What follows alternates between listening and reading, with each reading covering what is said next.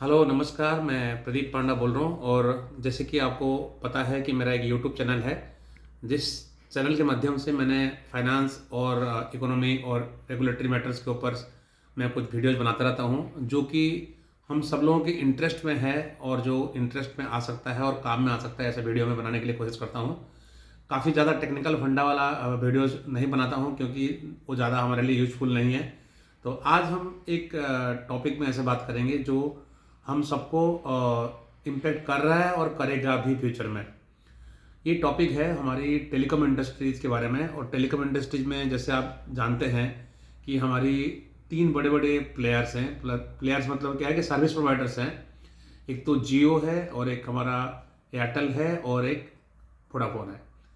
तो एक टाइम था, आपने याद होगा आपको, तो 8 9 साल 10 साल पिछले 7 8 साल के बीच में काफ़ी सारे टेलीकॉम कंपनी इंडिया में आ गए थे।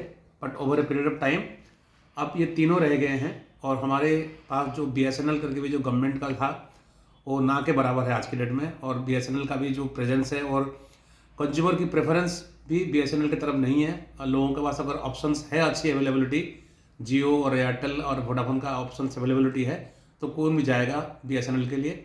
अगर ऐसा ना हो कि BSNL ही उस एरिया में नेटवर्क आ रहा है, बाकी कहीं पर नेटवर्क अगर दूसरे मोबाइल ऑपरेटर्स का नहीं आ रहा है, तभी जाके वो BSNL में जाएगा। पर वो सिचुएशन नहीं है, क्योंकि जियो, एयरटेल और वोडाफोन ऑल ओवर इंडिया में हर जगह प्रेजेंट है। MTNL भी था, MTNL को भी धीरे धीरे उन्होंने ऑलमोस्ट नॉन फंक्शनल टाइप का हो गया है। MTNL का भी कुछ नहीं कर रहे हैं। और काफ़ी सारे और भी कंपनीज थे, आपको याद होगा, टाटा डोकोमो, एयरसेल, और वीडियोकॉन भी आया था टेलीकॉम इंडस्ट्री, टेलीकॉम में। वो धीरे धीरे सब खत्म हो गए। मैं इस बैकग्राउंड को क्यों बता रहा हूँ कि मतलब कि कैसे टेलीकॉम इंडस्ट्रीज में चेंजेस आ रहे हैं, आप इससे तो अंदाजा कर सकते हैं। तो आज हम जो बात करेंगे वो सिर्फ वोडाफोन के बारे में बात करेंगे। कि जैसे आपको पता है कि वोडाफोन एक बड़ा प्लेयर है टेलीकॉम इंडस्ट्रीज में, बट उसकी जो सब्सक्राइबर जो है वो कंटिन्यूसली डिक्रीज हो रही है। मतलब यू कैन से पिछले 2 साल से हर महीना Vodafone is losing its customer. मतलब कस्टमर्स वहाँ से निकल जाते हैं, क्योंकि नंबर पोर्टेबिलिटी अलाउड है आज की डेट में। तो वोडाफोन के कस्टमर्स निकल के वो या तो एयरटेल में या जियो में शिफ्ट कर जा रहे हैं। इट इज़ नॉट 1 महीना 2 महीना 3 महीना, कंटिन्यूसली पिछले 2 साल से उसके कस्टमर्स डिक्रीज हो रही हैं। तो इसी सिलसिले में गवर्नमेंट भी चाहता है कि इंडिया में दो प्लेयर ना रहे।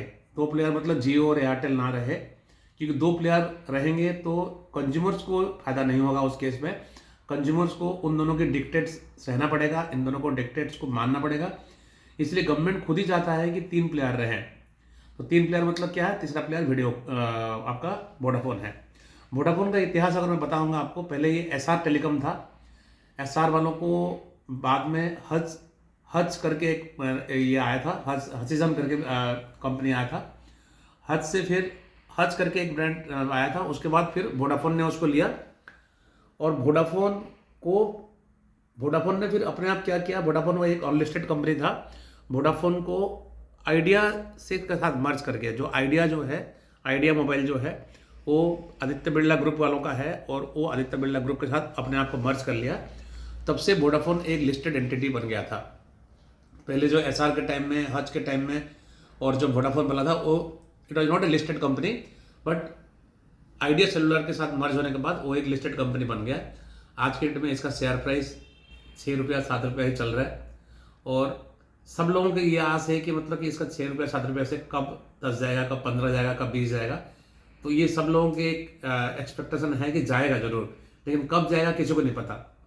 क्योंकि वोडाफोन का जो प्रॉब्लम है वो बहुत गहरा प्रॉब्लम है। वोडाफोन जो हमारा टेलीकॉम ऑपरेटर है, इसकी प्रॉब्लम बहुत गहरा है। अब कुछ रिसेंट डेवलपमेंट्स में आपको वोडाफोन का बताऊं कि वोडाफोन का ऐसे एक सिचुएशन आ गया था कुछ महीने पहले कि ये पूरा बैंकरप्ट हो जाएगा करके आ गया था। क्योंकि इसकी लोन जो है करीब करीब 2 लाख करोड़ का लोन है इसका, वोडाफोन का। तो 2 लाख करोड़ जो इस कंपनी में है, और जिस कंपनी का ऑपरेशनल एक्सपेंडिचर्स के लिए पैसा नहीं है, वेंडर्स को भी पेमेंट नहीं कर पा रहा है, तो वो 5G जैसे नेटवर्क जो रिलायंस जियो और एयरटेल लेके आ चुके हैं, उनके साथ वो कैसे कम्पीट करेगा? पॉसिबल ही नहीं है बिल्कुल। बट गवर्नमेंट भी चाहता था कि वोडाफोन को किस तरीके से बचा के रखा जाए, और इसीलिए उन्होंने वोडाफोन को बचाया। तो उन्होंने एक प्रपोजल उनको दिया वोडाफोन को कि भाई, तुम्हारा जो इंटरेस्ट का ड्यू है टुवर्ड्स गवर्नमेंट, एक एडजस्टेड ग्रॉस रेवेन्यू करके कुछ पेमेंट करना है सारे टेलीकॉम कंपनी को। तो एडजस्टेड ग्रॉस रेवेन्यू को उन्होंने वेव नहीं किया। एडजस्टेड ग्रॉस रेवेन्यू करके एक ड्यू था वोडाफोन का टुवर्ड्स गवर्नमेंट, उसके ऊपर जो इंटरेस्ट एक्रू हुआ था, वो इंटरेस्ट वाला पार्ट को करीब करीब 16,000 करोड़ जो है, गवर्नमेंट ने काफ़ी टाइम हो गया बोल दिया था कि इस 16,000 करोड़ को हम इसको आपका इक्विटी में कन्वर्ट कर देंगे, तो आपको ये 16,000 करोड़ देना नहीं पड़ेगा। ये एक बहुत बड़ा वोडाफोन के लिए गुड न्यूज़ था। बट उस पर भी डिसीजन लेने में गवर्नमेंट ने काफ़ी टाइम लगा दिया, करीब करीब 8, 9, 10 महीना लगा दिया गवर्नमेंट ने उस पर डिसीजन लेते लेते। उसी प्रोसेस में वोडाफोन ने भी काफ़ी सारे अपने सब्सक्राइबर लॉस कर गया।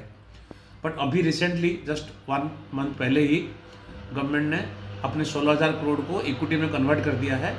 तो आज की डेट में जो गवर्नमेंट ऑफ इंडिया का शेयर होल्डिंग आ गई है, 33% का शेयर होल्डिंग उसमें है। तो वोडाफोन को अभी 3 लोग ओन करते हैं, government of India, Aditya Birla group, और तीसरा हो गया हमारा जो वोडाफोन पीएलसी जो हमारा यूके का है, वो होल्ड करता है। तो ये तीनों होल्ड कर रहे हैं। बट इनका जो आने वाले टाइम में जो चैलेंजेस है वो काफ़ी बहुत बड़ा चैलेंजेस है, क्योंकि सिर्फ ये इक्विटी में कन्वर्ट होने से इसकी बहुत फ्यूचर ब्राइट हो जाएगी ऐसा कुछ नहीं है। बहुत दूर दूर तक इनकी जर्नी अभी बाकी है अभी, क्योंकि ये लोग 2G, 3G, 4G सारे लेगेसी कैरी करके चल रहे हैं। और जियो जो है डायरेक्ट 4G में आया था। जियो ने बहुत ह्यूज इन्वेस्टमेंट करके मार्केट कैप्चर कर चुका है, और जो वोडाफोन को अपना कस्टमर्स को वापस लेके आने में it will be very very challenging task आने वाले टाइम में। और अभी भी जो 3rd क्वार्टर का इनका रिजल्ट भी आया है, उसमें करीब करीब 7,900 करोड़ का इन्होंने लॉस दिखाया हुआ है। तो ये कब प्रॉफिट में आएगा किसी को नहीं पता। मतलब इसका इतना सारे प्रॉब्लम्स है आज के डेट में वोडाफोन का, तो कि कब प्रॉफिट में आएगा किसी को नहीं पता है। अभी एक अमेरिकन टावर कंपनी करके एक कंपनी था, जिसमें कि उनको 2,000 करोड़ का ड्यू था एक, और ड्यू को भी उन्होंने कहीं ना कहीं थोड़ा एडजस्टमेंट किया है। उनको उन्होंने ऑप्शनली कन्वर्टेबल डिवेंचर इशू कर दिया है। तो उनका जो इमीडिएट एक लाइबिलिटी था वहाँ पेमेंट करने का, ओसीडी के थ्रू से उसको कन्वर्ट कर रखा है। ओसीडी में क्या होता है कि जो लोन था वो ऑप्शनली कन्वर्टेबल डिवेंचर्स में चला गया है, तो फ्यूचर में वो कभी भी उसको इक्विटी में कन्वर्ट कर सकते हैं। तो एक पार्ट तो खत्म हो गया, एक 33% इक्विटी गवर्नमेंट ने ले लिया है। और अभी डिपार्टमेंट ऑफ टेलीकम्युनिकेशन ने भी उनकी स्पेक्ट्रम फीस जो था ड्यू था 3rd क्वार्टर में, उसको भी उन्होंने अलाउ कर दिया कि तुम थोड़ा सा ठीक से आराम से आप दे देना, आपको थोड़ा सा उन्होंने स्टेगर्ड मैनर पे देने के लिए उनको अलाउ कर दिया है। तो वोडाफोन को गवर्नमेंट की तरफ से भी और जो बड़े बड़े उनके जो एसोसिएट्स जो है उनकी तरफ से सपोर्ट तो मिल रहा है, लेकिन वो सपोर्ट जो है बहुत छोटे छोटे सपोर्ट है। मतलब उसको इतना ज़्यादा हेल्प नहीं करेगा कि वो भारती एयरटेल को और जियो को कम्पीट कर पाए। 2,20,000 का करोड़ का लोन है, ये कोई छोटा अमाउंट तो है नहीं।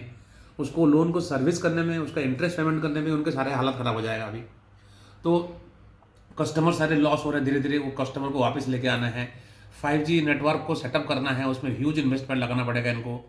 तो अभी गवर्नमेंट को इन्होंने कमिटमेंट दिया है कि हम कुछ नया इक्विटी लेके आएंगे। कितना इक्विटी लेके आएंगे वो तो टाइम के बाद पता चलेगा, बट इक्विटी लेके आएंगे करके कमिटमेंट किया है। वो कमिटमेंट लेने के बाद जाके गवर्नमेंट ने 33% शेयर होल्डिंग लेने के लिए एग्री किया है और इक्विटी में कन्वर्ट करवाया है। तो आने वाले टाइम में देखते हैं वोडाफोन जो हमारा है, ये कंपनी है, हम एज ए कंज्यूमर हम चाहते हैं कि वोडाफोन संभल जाए, वोडाफोन धीरे धीरे स्ट्रांग हो जाए, वोडाफोन की तरफ से सर्विस अच्छा मिले, और जियो और एयरटेल के जो 2 और कंपनी है उनके साथ मिलके रहे, ताकि आपस में कॉम्पिटिशन्स बना रहे। कंपटीशन बनेगा तो कंज्यूमर्स को अच्छी बेनिफिट मिलेगी।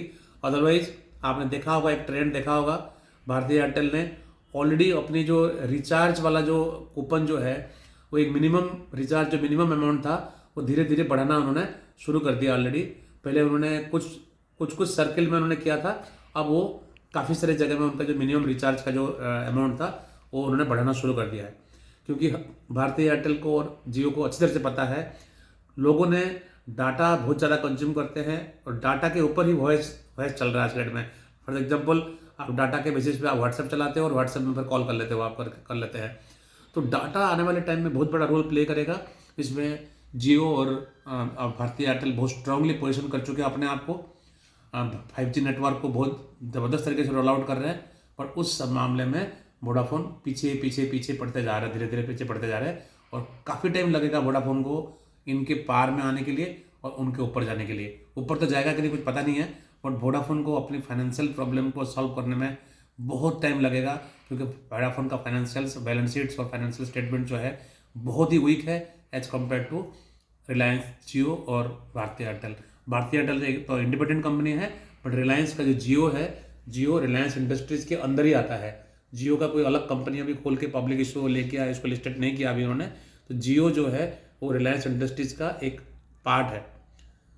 यही मेरे को आपको बताना था, क्योंकि ये सारे हमारे से लिंक्ड है, क्योंकि हमारे टेलीकॉम सर्विसेज कैसे मिलेगा, हमें कितना प्राइस बढ़ेगा नहीं बढ़ेगा, इसके ऊपर बहुत इंपॉर्टेंट मैटर है ये, इसलिए मैंने आपको ये वीडियो शेयर किया है।